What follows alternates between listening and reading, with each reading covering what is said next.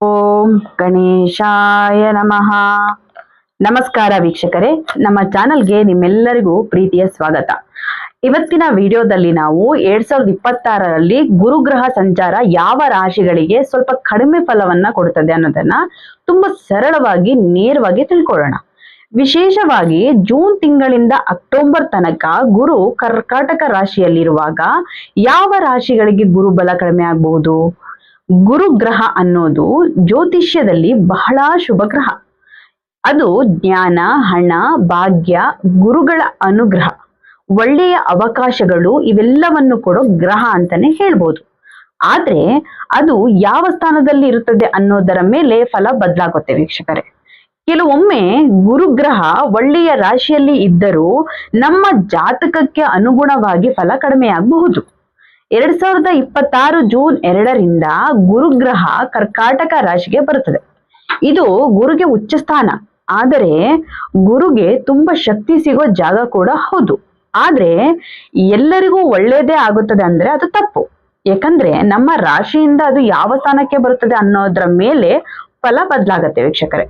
ಇದು ಸಾಮಾನ್ಯ ಫಲ ಆಗಿರುತ್ತೆ. ನಿಮ್ಮ ಜಾತಕ ಗ್ರಹಗಳ ಚಲನೆ ಹೇಗಿದೆ ಅನ್ನೋದರ ಮೇಲೆ ನಿಖರವಾಗಿ ಹೇಳ್ಬಹುದು.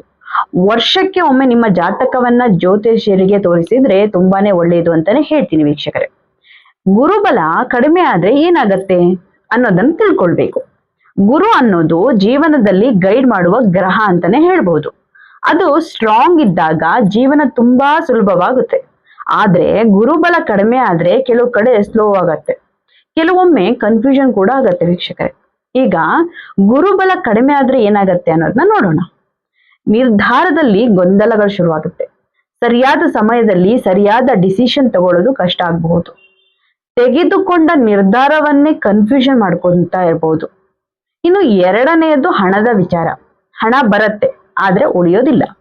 ಅನಗತ್ಯ ಖರ್ಚುಗಳು ಹೆಚ್ಚಾಗ್ತಾ ಹೋಗ್ತವೆ. ಕೆಲವೊಮ್ಮೆ ಇನ್ವೆಸ್ಟ್ ಮಾಡಿದ್ರು ರಿಟರ್ನ್ ಲೇಟ್ ಆಗಬಹುದು.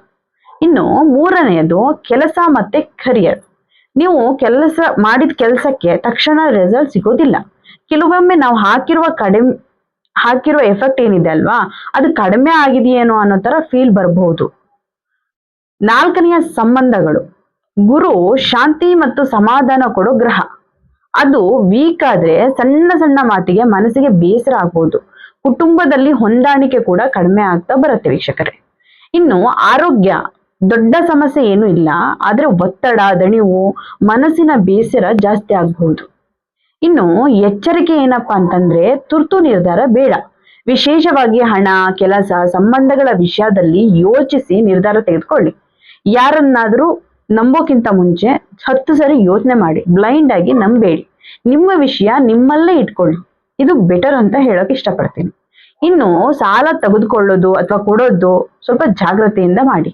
ಈ ಸಮಯದಲ್ಲಿ ಫೈನಾನ್ಸಿಯಲ್ಸ್ ಏನಿದೆ ಅದಕ್ಕೆ ಸಂಬಂಧಪಟ್ಟ ರಿಸ್ಕ್ ನ ಕಡಿಮೆ ತಗೊಳ್ಳಿ. ಮಾತಿನಲ್ಲಿ ಜಾಗ್ರತೆ ಇರಲಿ. ಸಣ್ಣ ಮಾತು ಕೂಡ ದೊಡ್ಡ ಸಮಸ್ಯೆ ಆಗ್ಬೋದು. ಸಮಯವನ್ನ ವ್ಯರ್ಥ ಮಾಡಕ್ ಹೋಗ್ಬೇಡಿ. ಗುರು ವೀಕ್ ಆಗಿದ್ರೆ ಡಿಸ್ಟ್ರಾಕ್ಷನ್ ಹೆಚ್ಚಾಗ್ತಾ ಹೋಗುತ್ತೆ. ಆದ್ರಿಂದ ಫೋಕಸ್ ಮಾಡ್ಕೊಳ್ಳಿ. ಇನ್ನು ಪರಿಹಾರಗಳ ಬಗ್ಗೆ ನೋಡೋದಾದ್ರೆ, ಪ್ರತಿ ಗುರುವಾರ ದೇವರ ಪ್ರಾರ್ಥನೆ ಮಾಡಿ. ಸಾಧ್ಯವಾದ್ರೆ ಹಳದಿ ಬಟ್ಟೆಯನ್ನು ಧರಿಸಬಹುದು. ಇನ್ನು ಹಳದಿಗೆ ಸಂಬಂಧಪಟ್ಟಾಗ ಹಳದಿ ಬೇಳೆಗಳು ಅಥವಾ ಹಳದಿ ಬಾಳೆಹಣ್ಣು ಇವುಗಳನ್ನ ದಾನ ಮಾಡೋದು ಕೂಡ ಒಳ್ಳೆಯದು ವೀಕ್ಷಕರೇ. ಇನ್ನು ಗುರು ಸಂಬಂಧಿಸಿದ ಮಂತ್ರ ಜಪ ಇದನ್ನು ಕೂಡ ನೀವು ಮಾಡಬಹುದು. ಓಂ ಗುರುವೇ ನಮಃ ಅಥವಾ ಓಂ ಬೃಹಸ್ಪತಿಯೇ ನಮಃ ಅಂತ ಜಪ ಕೂಡ ಮಾಡಬಹುದು ನೀವು. ಇನ್ನು ನಿಮ್ಮ ಜೀವನದಲ್ಲಿ ಶಿಕ್ಷಕರು, ಹಿರಿಯರು, ತಂದೆ, ಸಮಾನ ವ್ಯಕ್ತಿಗಳಿಗೆ ಗೌರವವನ್ನ ಕೊಡಿ. ಇದು ಗುರುಬಲ ಹೆಚ್ಚಿಸುವ ಮುಖ್ಯ ಮಾರ್ಗ ಅಂತಾನೆ ಹೇಳ್ಬೋದು ವೀಕ್ಷಕರೇ. ಇನ್ನು ಪುಸ್ತಕ ಓದೋದು, ಒಳ್ಳೆಯ ವಿಷಯ ಕಲಿಯೋದು, ಧರ್ಮದ ಬಗ್ಗೆ ತಿಳ್ಕೊಳ್ಳೋದು ಇವುಗಳೆಲ್ಲ ಗುರುಗೆ ಸಂಬಂಧಪಟ್ಟದ್ದು. ಇದು ಮಾಡಿದ್ರೆ ಗುರು ಕೂಡ ಸಂತೋಷ ಪಡ್ತಾನೆ. ಅತಿಯಾದ ಲೋಭ, ಅತಿಯಾದ ಖರ್ಚು ಕಡಿಮೆ ಮಾಡಿ. ಸರಳವಾಗಿದ್ದರೆ ಗುರುಬಲ ನಿಧಾನವಾಗಿ ಹೆಚ್ಚಾಗತ್ತಾ ಹೋಗುತ್ತೆ. ಇನ್ನು ಕುಂಭ ರಾಶಿಯವರಿಗೆ ಗುರು 6ನೇ ಸ್ಥಾನದಲ್ಲಿ ಬರ್ತಾನೆ. ಇದು ಶತ್ರು ಸ್ಥಾನ ಅಂತ ಹೇಳ್ತಾರೆ. ಇಲ್ಲಿ ಗುರು ಇದ್ದಾಗ ಕೆಲವು ಸಮಸ್ಯೆಗಳು ಬರುವ ಸಾಧ್ಯತೆ ಕೂಡ ಇದೆ. ಮುಖ್ಯವಾಗಿ ಆರೋಗ್ಯದ ಕಡೆ ಗಮನ ಕೊಡಬೇಕು. ಸಣ್ಣ ಸಣ್ಣ ಕಾಯಿಲೆಗಳು, ಒತ್ತಡ, ದಣಿವು, ದೇಹದ ದಣಿವು ಇವು ಎಲ್ಲ ಹೆಚ್ಚಾಗಬಹುದು. ಬಟ್ ಕೆಲಸದ ಜಾಗದಲ್ಲಿ ಕೂಡ ಸ್ಪರ್ಧೆ ಹೆಚ್ಚಾಗ್ತಾ ಹೋಗುತ್ತೆ. ಕೆಲವರು ನಿಮ್ಮ ವಿರುದ್ಧ ಕೆಲಸ ಕೂಡ ಮಾಡಬಹುದು. ಹಾಗಾಗಿ ಇದು ತುಂಬಾ ಕೆಟ್ಟ ಸಮಯ ಅಂತ ಅರ್ಥ ಏನ್ ಮಾಡ್ಕೊಳಕ್ ಹೋಗ್ಬೇಡಿ. ಇದು ನಿಮ್ಮನ್ನ ಸ್ಟ್ರಾಂಗ್ ಮಾಡೋ ಸಮಯನೂ ಕೂಡ ಆಗಿರಬಹುದು. ನೀವು ಸರಿಯಾಗಿ ಪ್ಲಾನ್ ಮಾಡಿ ಕೆಲಸ ಮಾಡಿದ್ರೆ ಎಲ್ಲವನ್ನು ಮ್ಯಾನೇಜ್ ಮಾಡಬಹುದಾಗಿರುತ್ತೆ ವೀಕ್ಷಕರೇ. ಇನ್ನು ಸಾಲ, ವಾದ ವಿವಾದ ಇವುಗಳ ವಿಷಯದಲ್ಲಿ ಜಾಗ್ರತೆ ಇರಬೇಕು. ತಕ್ಷಣ ನಿರ್ಧಾರ ತೆಗೆದುಕೊಳ್ಬೇಡಿ. ಸ್ವಲ್ಪ ಯೋಚಿಸಿ ಮುಂದೆ ಹೋಗೋದು ಉತ್ತಮ ಅಂತ ಹೇಳ್ತೀನಿ ವೀಕ್ಷಕರೇ. ಈ ಸಮಯದಲ್ಲಿ ನಿಯಮಿತ ಜೀವನ ತುಂಬಾ ಮುಖ್ಯ. ಸಮಯಕ್ಕೆ ಊಟ, ಸಮಯಕ್ಕೆ ನಿದ್ರೆ, ಸ್ವಲ್ಪ ವ್ಯಾಯಾಮ ಇವು ನಿಮ್ಮನ್ನ ಬ್ಯಾಲೆನ್ಸ್ ಆಗಿ ಇಡ್ತವೆ. ಒಟ್ಟಿನಲ್ಲಿ ವೃಷಭ ಮತ್ತು ಕುಂಭ ರಾಶಿಯವರಿಗೆ ಈ ಸಮಯ ಸ್ವಲ್ಪ ಚಾಲೆಂಜಿಂಗ್ ಆಗಿರ್ಬೋದು. ಆದ್ರೆ ಹೆದರೋ ಅಗತ್ಯ ಇಲ್ಲ. ಸರಿಯಾದ ಪ್ರಯತ್ನ ಮಾಡಿದ್ರೆ ಈ ಸಮಯವನ್ನ ನೀವು ಗೆಲ್ಬಹುದಾಗಿರುತ್ತೆ. ಇನ್ನು ಕನ್ಯಾ ರಾಶಿಯವರಿಗೆ ಗುರು 11ನೇ ಸ್ಥಾನದಲ್ಲಿ ಇರ್ತಾನೆ. ಸಾಮಾನ್ಯವಾಗಿ ಇದು ಲಾಭದ ಮನೆ. ಆದ್ರಿಂದ ಒಟ್ಟಾರೆ ನೋಡಿದ್ರೆ ಇದು ಕೆಟ್ಟ ಸ್ಥಾನ ಅಲ್ಲ. ಈ ಸಮಯದಲ್ಲಿ ನೀವು ನಿರೀಕ್ಷಿಸಿದ ಲಾಭಕ್ಕಿಂತ ಸ್ವಲ್ಪ ಕಡಿಮೆ ಆಗ್ಬಹುದು. ಹಣ ಬರ್ತತೆ ಆದ್ರೆ ಉಳಿಯೋದಿಲ್ಲ. ಇನ್ನೊಂದು ವಿಷಯ ಏನಪ್ಪಾ ಅಂತಂದ್ರೆ ಅವಕಾಶಗಳು ಬರ್ತವೆ, ಆದ್ರೆ ಅವುಗಳನ್ನ ಸರಿಯಾಗಿ ಬಳಸ್ಕೊಳ್ಬೇಕಾಗಿರತ್ತೆ. ಹೀಗಾಗಿ ಕನ್ಯಾ ರಾಶಿಯವರು ಈ ಸಮಯದಲ್ಲಿ ಫೋಕಸ್ ಕಳ್ಕೊಳ್ಬಾರ್ದು. ಡಿಸ್ಟ್ರಾಕ್ಟ್ ಕಡಿಮೆ ಮಾಡಿ ನಿಮ್ಮ ಗುರಿಯ ಮೇಲೆ ಕಾನ್ಸಂಟ್ರೇಟ್ ಮಾಡ್ಬೇಕಾಗತ್ತೆ. ಇನ್ನು ತುಲಾ ರಾಶಿಯವರಿಗೆ ಗುರು 10ನೇ ಸ್ಥಾನದಲ್ಲಿ ಇರ್ತಾನೆ. ಇದು ಕೆಲಸ, ಕೆರಿಯರ್ಗೆ ಸಂಬಂಧಪಟ್ಟ ಸ್ಥಾನ. ಇಲ್ಲಿ ಗುರು ಇದ್ದಾಗ ಸಾಮಾನ್ಯವಾಗಿ ದೊಡ್ಡ ಸಮಸ್ಯೆ ಇಲ್ಲ, ಆದ್ರೆ ತುಂಬಾ ದೊಡ್ಡ ಲಾಭವೂ ಸಿಗೋದಿಲ್ಲ. ಹಾಗತ್ತ ಕೆಲಸದಲ್ಲಿ ನೀವು ಹಾಕಿದ ಪ್ರಯತ್ನಕ್ಕೆ ತಕ್ಕ ಫಲ ಸಿಗೋದಿಲ್ಲ. ನಿಮಗಿಂತ ಕಡಿಮೆ ಕೆಲಸ ಮಾಡಿದವರಿಗೆ ಹೆಚ್ಚು ಕ್ರೆಡಿಟ್ ಸಿಗ್ಬಹುದು. ಇದು ನಿಮ್ಗೆ ಸ್ವಲ್ಪ ಬೇಸರ ಕೂಡ ಆಗ್ಬಹುದು ವೀಕ್ಷಕರೇ. ಬಾಸ್ ಅಥವಾ ಮೇಲಾಧಿಕಾರಿಗಳ ಜೊತೆ ಮಾತಿನಲ್ಲಿ ಜಾಗ್ರತೆ ಇರ್ಬೇಕಾಗತ್ತೆ. ಅಹಂಕಾರ ಅಥವಾ ಅದು ಯಾವ್ದ ರಿಯಾಕ್ಷನ್ ಬೇಡ, ಕೂಲ್ ಆಗಿ ಹ್ಯಾಂಡಲ್ ಮಾಡ್ಬೇಕು. ಈ ಸಮಯದಲ್ಲಿ ಕೆಲಸ ಬದಲಾವಣೆ ಯೋಚನೆ ಮಾಡಿದ್ರೆ ಸ್ವಲ್ಪ ಯೋಚಿಸಿ ಮಾಡ್ಬೇಕು. ತುರ್ತು ನಿರ್ಧಾರ ಅಂದ್ರೆ ಎಮರ್ಜೆನ್ಸಿ ನಿರ್ಧಾರಗಳು ತೆಗೆದುಕೊಳ್ಳಕ್ ಹೋಗ್ಬೇಡಿ ವೀಕ್ಷಕರೇ. ಕುಂಭ ರಾಶಿಯವರಿಗೆ ಇದು ಸ್ವಲ್ಪ ಸೆನ್ಸಿಟಿವ್ ಟೈಮ್ ಅಂತಾನೆ ಹೇಳ್ಬೋದು. 6ನೇ ಸ್ಥಾನದಲ್ಲಿ ಗುರು ಇರೋದ್ರಿಂದ ಸಮಸ್ಯೆಗಳು ಸಣ್ಣ ಸಣ್ಣ ರೂಪದಲ್ಲಿ ಬರುತ್ತವೆ. ಸಮಯಕ್ಕೆ ಊಟ, ನಿದ್ರೆ ಇದು ತಪ್ಪದೆ ಪಾಲಿಸಿ. ದೇಹ ಕೊಟ್ಟ ಸಿಗ್ನಲ್ ಅನ್ನ ಇಗ್ನೋರ್ ಮಾಡಕ್ ಹೋಗ್ಬೇಡಿ.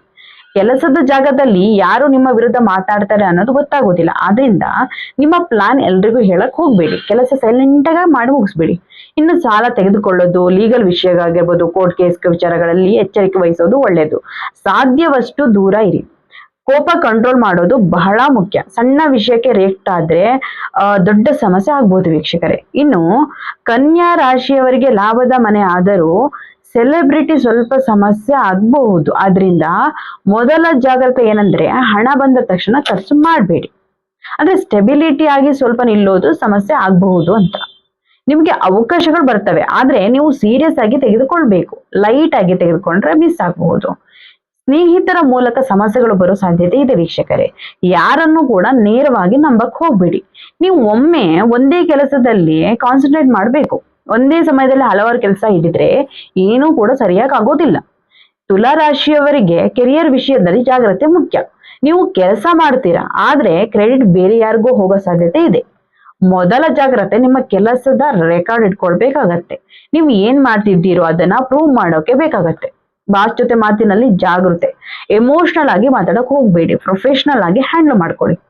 ಕೆಲಸ ಬದಲಾವಣೆ ಯೋಚನೆ ಇದ್ರೆ ಆತುರ ನಿರ್ಧಾರ ಬೇಡ. ಹೊಸ ಅವಕಾಶ ಕ್ಲಿಯರ್ ಆಗಿ ಕಾಣಿಸ್ಕೊಂಡ್ರೆ ಮಾತ್ರ ಹೆಜ್ಜೆ ಇಡಿ. ಇನ್ನು ಕುಟುಂಬ ಮತ್ತು ಕೆಲಸ ನಡುವೆ ಬ್ಯಾಲೆನ್ಸ್ ಕಾಪಾಡ್ಕೊಳ್ಳಿ.